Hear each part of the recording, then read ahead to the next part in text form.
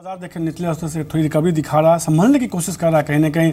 अच्छी बात यह है कि हमने देखा 8130 के आसपास कारोबार करते हुआ दिखा। निफ्टी लोअर लेवल पे थोड़ी सी रिकवरी देखने को, हालांकि हमने देखा 8150 को पार किया पर उसके ऊपर टिक नहीं पाया। लेकिन छोटे मझोले शेयरों में आज के ट्रेंड में थोड़ी मजबूती देखने को मिली।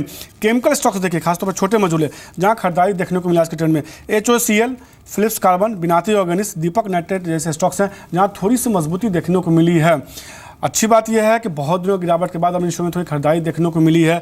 वॉल्यूम में भी थोड़ा मोड़ा सर्च तो देखने को मिला, खासतौर पर फिलिप्स कार्बन में देखिए अच्छे वॉल्यूम के साथ खरीदारी देखने को मिली। दीपक नाइट्रेट में भी वॉल्यूम में इजाफा देखने को मिला। क्या राकेश आपको लगता है कि अब इन शो की गिरावट थमी है, थोड़ी पुल बैक देखने को मिल सकता है, शॉर्ट टर्म पुल बैक हो 1 या 2 दिनों के लिए, खासतौर पर फिलिप्स कार्बन जैसे स्टॉक्स में? नहीं मनीष, इन सब में सबसे खराब स्ट्रक्चर जो है फिलिप्स कार्बन का है और आज का जो अपमूव है वो क्लियरली एक पुल बैक की तरफ संकेत करता है। और इनमें सबसे बेहतरीन स्ट्रक्चर जो है वो विनती ऑर्गेनिक्स का है। अगर लंबी अवधि का नज़रिया है तो गिरावट पे बाय करके चलें, एल्स अगर ट्रेडिंग का नज़रिया है तो उछाल को यूज़ करें निकलने के लिए। तो राकेश मानते हुए कि फिलिप्स कार्बन की तेजी पर भरोसा ना करें, हो सकता है शेयर में गिरावट देखने को मिले। विनाती ऑर्गेनिक्स में आप एक शेयर उनको पसंद है, उनको लगता है कि अगर आपको लंबी अवधि का नजरिया है तो खरीदारी करके चलिए, वरना शेयर से भी दूर रहने की सलाह। लेकिन कुछ और स्टॉक्स आपको मैं बता रहा हूँ राकेश, जहाँ पे केमिकल के कारोबार में और जहाँ तेजी है। विनायक केमिकल देखिए थोड़ी मजबूती देखने को मिले। इसके अलावा कैम्फी अल्कली जैसे स्टॉक्स है जहाँ तेजी है। क्या आरती इंडस्ट्रीज में थोड़ी खरीदारी, हालांकि लिंडे इंडिया देखिए थोड़ा लाल निशान में आता हुआ दिखा है। क्या इसमें से कोई शेयर पसंद है आपको, या आपको लगता है कि नहीं यहाँ भी निकलना चाहिए, खासतौर पर विनायक केमिकल पर आए?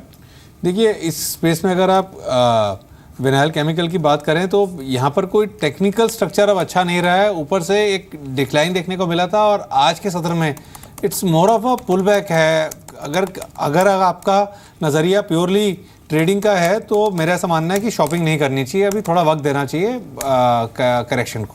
तो कहीं ना कहीं राकेश को लगता है थोड़ा सा गिरावट और देखने दे, उसके बाद जो है इन शेयरों को आप खरीदारी कीजिए। और फिलिप्स कार्बन जैसे स्टॉक्स में उनको लगता है कि इस तेजी पर भरोसा न करे, वापस इन शेयर में गिरावट देखने को मिल सकती है। विनाती ऑर्गेनिक्स के शेयर उनको पसंद है, जहाँ उनको लगता है मजबूती देखने को मिल सकती है, करीब 2.5% की मजबूती देखने को मिली। आज चुनिंदा मेटल स्टॉक्स देखिए जहाँ थोड़ी मजबूती देखने को मिले, खासतौर पर हिंदुस्तान जिंक, हिंडाल्को, नाल्को जैसे स्टॉक्स हैं जहाँ मजबूती देखने को मिले। और बाजार एक ट्रेंड देखने को मिला है खासतौर पर बीते कुछ दिनों में कि जैसे ही बाजार थोड़ा संभलता है, स्थिर होता है, मेटल स्टॉक्स में खरीदारी देखने को मिलती है। हिंडाल्को में खासतौर पर हमने ट्रेंड देखा है। इसके अलावा आप देखिए वेदांता में लगातार मजबूती देखने को मिली है।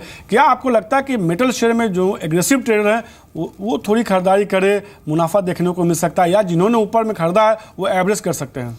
देखिए मनीष, नो डाउट मेटल्स में एक तेजी है और टॉप पिक इसमें हिंडाल्को रहेगा। टेक्निकल स्ट्रक्चर काफ़ी स्ट्रांग है, बट मनीष डिस्पाइट इसके अंदर टेक्निकल स्ट्रक्चर पॉजिटिव है, बाय कॉल नहीं रिकमेंड कर रहे हैं। रीज़न ये है कि मार्केट का रुख काफ़ी ख़राब है, मार्केट्स काफ़ी इरेशनल है और ये इरेशनल बिहेवियर क्लियरली संकेत दे रहा है कि थोड़े समय और चलेगा। अगर थोड़े समय और चलता है तो मार्जिन कॉल के चलते जो काउंटर्स आज चल रहे हैं वो भी गिरने का पोटेंशियल रखते हैं। मेरा मानना है कि अगर आपका ट्रेडिंग का नज़रिया है तो बाइंग को अवॉइड करना चाहिए, इनफैक्ट शॉर्ट सेलिंग करनी चाहिए। सन फार्मा के फ्यूचर को बेचें, 711 का स्टॉप लॉस, 592 के टारगेट के लिए सन फार्मा के फ्यूचर को बेचना चाहिए। टॉरेंट पावर के फ्यूचर को बेचने की राय रहेगी 178.70 के स्टॉप लॉस के साथ 142 के टारगेट के लिए। आज के सत्र में अगर आप देखें तो विप्रो के अंदर एक क्रैक देखने को मिल रहा है। विप्रो के फ्यूचर को बेचने की राय रहेगी 457 का स्टॉप लॉस, 415 के टारगेट के लिए। तो 2 स्टॉक्स जो इनको बेचने के लिए पसंद है राकेश को, सन फार्मा और टोरेंट पावर, 2 ऐसे स्टॉक्स हैं जहां हमको लगता है बिकवाली कीजिए, दबाव देखने को मिल सकता है। तो अभी तक हमने टॉप 50 स्टॉक्स में 50 नहीं 60 से ज़्यादा शेयरों की चर्चा कर ली है, हमने कर लिया। और कई सारे स्टॉक्स हैं जिसमें कि राकेश ने खरीदारी या बिकवाली करने की सलाह भी दी है। अब मेरे साथ अंचल जुड़े हैं। इस पूरे बाजार में आम निवेशकों को भी नुकसान हुआ, जब बाजार में गिरावट देखने को मिली तो निश्चित रूप से उनके पोर्टफोलियो पर भी थोड़ा दबाव बनता हुआ दिखा। लेकिन बाजार में जो नुकसान गिरावट आई है उसका असर दिग्गज निवेशकों के साथ भी हुआ, क्योंकि जिनको लोग फॉलो करते हैं, जिनके स्टॉक्स पे हम देखते हैं कि जब न्यूज़ आती है कि इन निवेशकों ने खरीदारी करी है उसके बाद उस शेयर में बड़ी तेजी देखने को मिलती है। तो ऐसे में जानना जरूरी है कि ऐसे बड़े निवेशक, चाहे राकेश झुनझुनवाला साहब हो, रमेश दवानी साहब हो, इनके स्टॉक्स का इनके पोर्टफोलियो पर क्या असर देखने को मिला है। अंचल एक कंपाइल्ड डेटा लेके आए हैं, रिसर्च लेके आए हैं, इंटरेस्टिंग डेटा है। अंचल, किन दिग्गजों पे बाजार की गिरावट सबसे ज़्यादा भारी पड़ी है? शुक्रिया मनीष। देखिए आपने बिल्कुल सही कहा। हम हमेशा आपको ये बताते हैं कि निवेशकों, बड़े निवेशकों ने निवेश किया और कितना कमा रहे हैं। लेकिन आज आपको बता दें 3 बड़े निवेशक देश के, राकेश झुनझुनवाला, RK दमानी और साथ साथ प्रोफेसर शिवानंद मांगेकर, इनके पोर्टफोलियो पे बीते जो डिमोनेटाइजेशन हुआ था उसका कितना इम्पैक्ट आता हुआ दिखा। देखिए जब ये डिमोनेटाइजेशन हुआ तो कहीं ना कहीं शेयर मार्केट प्लंज होता हुआ दिखा। बीते नवंबर का डेटा है ये मनीष, बीते 1 नवंबर से लेके अब तक जो बाजार में गिरावट आई है। शुरुआत करेंगे राकेश झुनझुनवाला के पोर्टफोलियो से। काफ़ी वेल टॉक्ड अबाउट पोर्टफोलियो माना जाता है इनका, बड़े दिग्गज शेयर है इनके पोर्टफोलियो में। टाइटन जो इस समय सबसे ज़्यादा प्रेशर डाल रहा है झुनझुनवाला साहब के ऊपर, करीब 400 करोड़ का नुकसान उन्हें सिर्फ टाइटन से ही हो रहा है। वहीं दूसरी ओर दीवान हाउसिंग फाइनेंस, ये भी करीब 100 करोड़ का डेंट इस समय, यानी बीते 15 दिनों में 100 करोड़ की वैल्यू इरोड हो गई है इनके इन्वेस्टमेंट की दीवान हाउसिंग फाइनेंस में। एस्कॉर्ट्स लिमिटेड, डेल्टा कॉप, ये 2 और शेयर्स हैं जहाँ पे काफ़ी ज़्यादा प्रेशर इनके पोर्टफोलियो पैदा दिख रहा है। एस्कॉर्ट्स पे करीब 87 करोड़ का, तो डेल्टा कॉप की तरफ से 85 करोड़ के आसपास का डेंट है। साथ ही साथ एनसीसी और ल्यूपिन में भी 80 करोड़ से ज़्यादा का प्रेशर इस समय इनके पोर्टफोलियो में आ रहा है। और जो छोटे शेयर जैसे औरोबिंदो फार्मा, रैलिस इंडिया और एप्टेक, यहाँ से भी प्रेशर है। इनका पोर्टफोलियो बहुत बड़ा है, लेकिन ये टॉप वो शेयर्स हैं जो सबसे ज़्यादा प्रेशर डाल रहे हैं। हाँ, टाइटन ने डेफिनेटली इस समय सबसे ज़्यादा बोझ डाला हुआ है। आर के दमानी की बात करें तो ब्लू डार्ट और साथ ही साथ सुंदरम फाइनेंस, ये 2 शेयर हैं जो सबसे ज़्यादा प्रेशर डाल रहे हैं इस समय इनके पोर्टफोलियो में। वहीं वीएसटी इंडस्ट्री जो शेयर है वहाँ से बिकवाली आती हुई दिखी, उसका भी दबाव करीब 26.5 करोड़ इनके पोर्टफोलियो में गिर रहे हैं। वहीं इंडिया सीमेंट में भी लॉस है, 3M इंडिया में भी इनको पिछले 15 दिनों में घाटा हुआ है, और यूनाइटेड ब्रेवरीज और ट्रेंट में भी नुकसान उठाते हुए दिखे हैं। इन दोनों के कंपैरिजन में अगर आप प्रोफेसर मांगेकर की बात करें, काफ़ी साउंड इन्वेस्टर माने जाते हैं, बहुत सोच समझ के काफ़ी टाइम लेकर इन्वेस्ट करते हैं, लेकिन इस गिरावट से वो भी अनछूते नहीं रहे। सेंचुरी टेक्सटाइल ऑलमोस्ट 50 करोड़ का घाटा एक ही शेयर से इनको आता हुआ दिख रहा है पिछले 15 दिनों के अंदर। Future retail, Bharat financial, JN irrigation, Cox and Kings काफ़ी समय से होल्ड कर रहे हैं इन शेयरों को, लेकिन हाँ बीते 15 दिनों में इन्होंने जरूर थोड़ा नुकसान उठाया। तो नेट मनी देखिए, एक तरफ राकेश झुनझुनवाला है, ऑलमोस्ट 1500 करोड़ से ज़्यादा का नुकसान इस समय अपने पोर्टफोलियो में उठाया है बीते 1 नवंबर से लेकर आज तक। तो वहीं जो राकेश आर के दमानी है, जिनको अपना गुरु मानते हैं, उन्होंने भी घाटा उठाया और मांगेकर साहब ने भी घाटा उठाया। तो कहीं ना कहीं जब बड़े निवेशक घाटा उठा रहे तो आप घबराइए मत, आप उनसे अच्छे अलग नहीं है। निश्चित रूप से तो कहीं ना कहीं आम निवेशकों को ज़्यादा चिंता करने की नहीं चाहिए, क्योंकि अच्छे अगर शेयर आपके पोर्टफोलियो में है तो निश्चित रूप से बेटर रिटर्न देखने को मिलेगा। दिग्गजों को देखिए अच्छा खासा नुकसान होता हुआ दिख रहा है। शुक्रिया अंचल ये पूरी डेटा बताने के लिए। Rakesh, Titan, DHFL, Scotts, Delta Corp, NCC, Lupin, लंबी लिस्ट है जो राकेश झुनझुनवाला साहब के पोर्टफोलियो में स्टॉक्स हैं।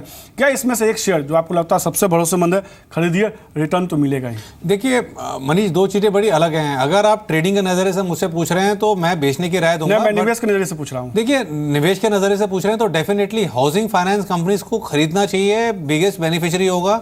थोड़ा सा स्लो डाउन है 1 क्वार्टर का, उसके बाद सब कुछ ठीक है। अगर लंबी अवधि का नज़रिया है तो जिन स्टॉक्स के आपने नाम लिए, इसमें दीवान हाउसिंग फाइनेंस एक प्रेफर्ड पिक रहेगा। तो दीवान हाउसिंग फाइनेंस एक शेयर है जो पसंद है, उनको लगता है मजबूती देखने को मिल सकती है राकेश को। राकेश, एविएशन स्टॉक्स देखिए, आज हमने एक इंटरेस्टिंग प्ले देखा है। जेट एविएशन में बहुत ज़्यादा गिरावट देखने को मिली बीते कई सत्रों से, लेकिन इंडिगो देखिए वहाँ थोड़ी रिकवरी देखने को मिली आज के ट्रेड में, और स्पाइस जेट दिन के ऊपरी स्तर के आसपास कारोबार कर रहा है। इन तीनों एविएशन स्टॉक्स में, जेट तो FNO में हम देख रहे हैं, लेकिन बाकी दोनों स्टॉक्स में, इंडिगो और स्पाइस जेट, क्या आपको लगता है इतनी गिरावट के बाद खरीदारी करनी चाहिए या नहीं, एग्रेसिव बनिए, जेट एविएशन में बिकवाली करके चलिए? नहीं, देखिए खरीदारी की राय तो बिल्कुल नहीं दूंगा इन स्टॉक्स के अंदर, क्योंकि कोई ट्रेडिंग सेटअप नहीं है बाय करने के लिए। अगर खरीदना ही है मनीष, पैसे सबके पास लिमिटेड होते हैं, तो आप बैंकिंग काउंटर्स को खरीदें जो कि डीमोनेटाइजेशन का एक बिगेस्ट बेनिफिशियरी है। एविएशन को अवॉइड करना चाहिए, बैंकिंग में ओवरवेट होना चाहिए।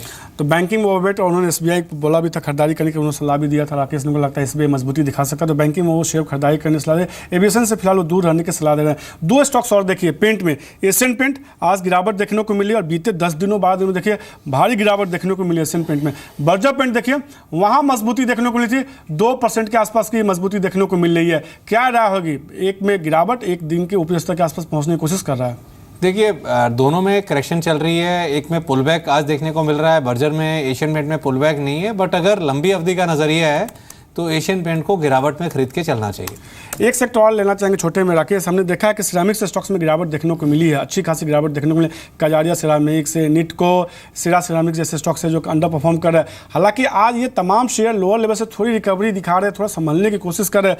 आपको लगता है कि इसमें से कोई शेयर है जो भरोसेमंद है, तेजी देखने को मिल सकती है, या आपको लगता है कि इसमें प्रॉफिट बुकिंग कर लेनी चाहिए? देखिए, अगर लंबी अवधि का नज़रिया है तो गिरावट पे खरीदारी करके चलें। अगर ट्रेडिंग का नज़रिया है तो अवॉइड करना चाहिए। स्टॉक ने काफ़ी समय से आउट परफॉर्म करा था, एक करेक्शन फेज में एंटर कराया है ये टाइल स्पेस पूरा।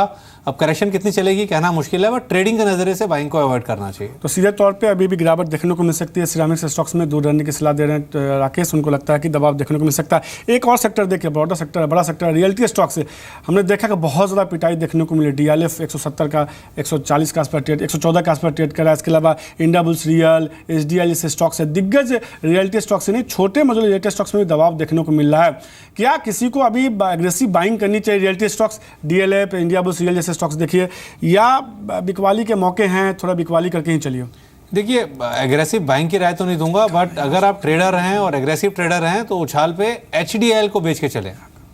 तो SDL एक शेयर होगा जहाँ पे उनको लगता है कि देखने को ओवरऑल रियल्टी देखिए निचले स्तर से थोड़ी रिकवरी दिखा रहा है। ये कुछ एक ऐसे स्टॉक्स है जहाँ पे राकेश को लगता है कि दबाव देखने को या तेज़ी देखने को मिल सकती है। जेम्स एंड ज्वेलरी शेयरों पे क्या राय होगी? गिरावट देखने को मिली है जेम्स एंड ज्वेलरी शेयरों पे। हमने देखा है कि पिछले कुछ दिनों में भारी भरकम गिरावट, खासतौर पर PC ज्वेलर्स में सबसे बड़ी गिरावट देखने को मिली, गीतांजलि जिसमें एक अच्छी खासी गिरावट, लेकिन आज PC ज्वेलर्स में एक रिकवरी देखने को मिली। इस रिकवरी पर भरोसा करेंगे? देखिए, एज ऑफ नाउ तो बिल्कुल भरोसा नहीं करेंगे, बट अगर किसी का लंबी अवधि का नज़रिया है तो टाइटन में काफ़ी बड़ी करेक्शन देखने को मिल चुकी है। लंबी अवधि के नज़रिए से आप गिरावट में टाइटन में निवेश कर सकते हैं। तो टाइटन एक शेयर होगा जहां पर गिरावट पर खरीदारी करके चल सकते हैं, मजबूती देखने को मिल सकती है। टॉप 50 शेयर्स में राकेश आज हमने 50 नहीं, मुझे लगता है 70-75 स्टॉक्स पर हमने चर्चा कर ली है। आज के लिए इतना ही। राकेश, आपका भी शुक्रिया टॉप 50 शेयर्स में कई सारे शेयरों पर राय देने के लिए। वक्त एक ब्रेक का है, ब्रेक के बाद डिम्पी के साथ देखिए फटाफट फ्यूचर, उसमें क्या वायदा बाजार में भी कई शेयर्स हैं जहां बिकवाली के करके कमाई के मौके बताए जा सकते हैं, क्योंकि बीते कई दिनों में डिम्पी ने कई स्टॉक्स आपको बताए हैं जहां गिरावट या तेजी देखने को मिली है।